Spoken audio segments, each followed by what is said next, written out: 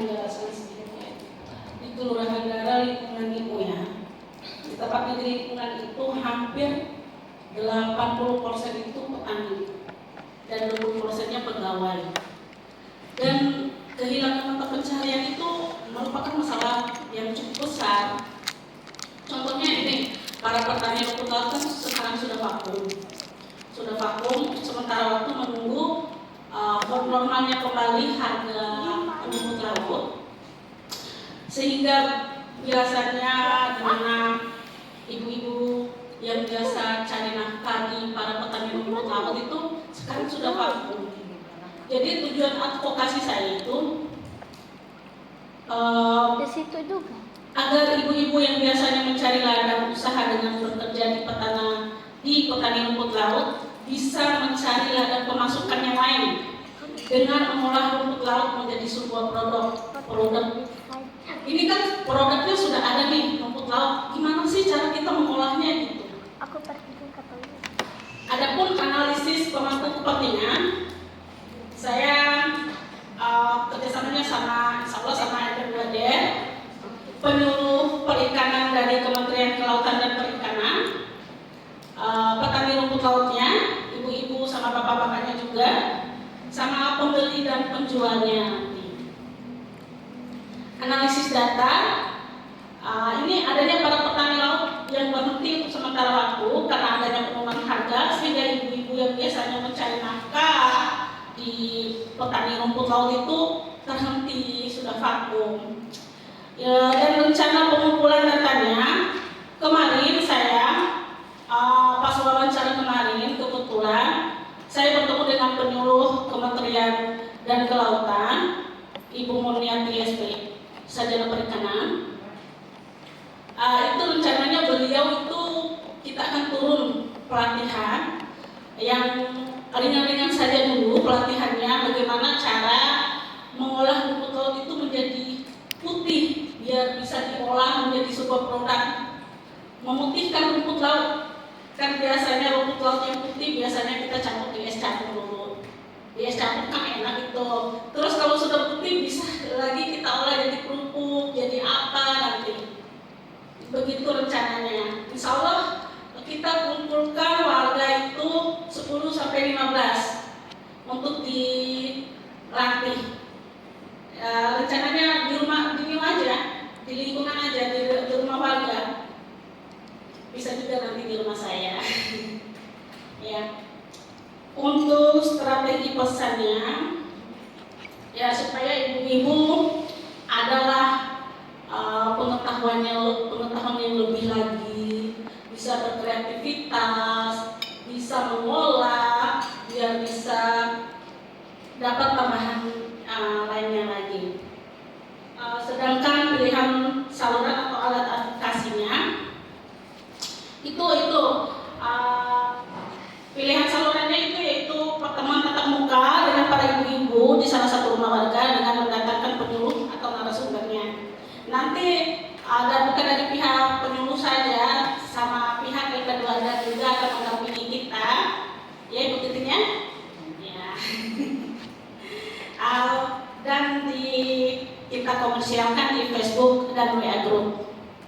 WA Group kan kita punya WA Group di lingkungan kita sendiri nanti. Ya mungkin itu saja. Terima kasih Kak Risa. Mungkin follow up dari saya ada beberapa terkait misalnya tadi penyebab vakumnya penanaman ini, kira-kira bisa disambungkan dengan salah satu isu nexus ya? Mungkin isu bencana gitu. Iya, bisa sih. Soalnya vakumnya dari segi harga, dari segi cuaca juga. Sekarang kan sudah sedang banjir kan. Jadi sampah-sampahnya juga itu akan nyangkut di lahannya itu.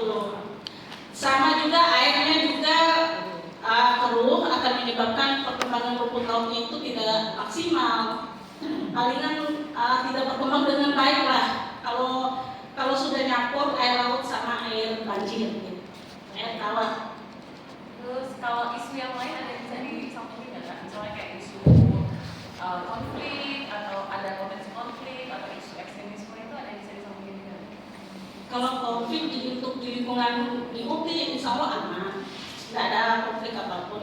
Kemarin konfliknya itu sama nelayan. Katanya nelayan sudah tidak bisa mencari ikan di sekitaran itu. Sempat juga kemarin konflik ya, ada konflik memang sama nelayan sampai ke kelurahan kemarin. Antara petani rumput laut sama nelayan. Karena menurut para nelayan itu mereka tidak maksimal mencari ikannya karena adanya lahan mahal petani rumput laut tersebut. Padahal petani rumput laut sudah memberikan celah, nggak langsung nyambung celah buat perahunya untuk ke dalam laut lagi gitu. Padahal petani rumput laut itu nggak terlalu dalam sekali untuk lahannya, cuma di sekitar nggak terlalu menepi, nggak terlalu dalam. Jadi nelayan kan bisa ke dalam lagi. Kalau untuk transportasi perahunya itu sudah dikasih celah untuk jalannya perahu itu biar nggak jalan di atas lahan rumput laut. Kira-kira kalau tadi potensi konflik dengan nelayan itu menjadi salah satu masalah, itu sudah terselesaikan, makanya saya sudah terselesaikan di kantor kelurahan kemarin. Oke. Ya. Terus yang kedua itu mungkin udah ada kisaran belum, misalnya berapa anjloknya harga rumput laut itu dari berapa ke berapa? Ya, harga rumput laut kemarin 34.000 per kilo harga keringnya, sekarang sudah 14.000. Oke, hampir setengahnya. Iya. Nah, Kalaupun para petani laut paksa untuk harga sekarang, yang ada rugi. Biaya beli bibit, biaya untuk bayar ini ibu-ibu yang nikah bibit, belum lagi biaya ke lautnya lagi, bawa pembibitan ke laut. Itu kan semua orang tuh semuanya dibayar. oke. Nah, terus untuk hasil pelatihannya, kalau misalnya tadi rumput laut yang diputihkan itu dijual, udah ada kisaran belum nanti harga jualnya bisa berapa? Jadi nanti ada gambaran dari 14.000 tadinya bisa kalau itu pelatihan dia punya penghasilan berapa? Iya. Menurut kata Ibu Moniati kemarin bisa jual itu setengah kilo 35.000. Setengah kilo. Iya. Oke, berarti kalau Itu kan harga 1 kilo jadi 70.000 ya? Ya itu kan harga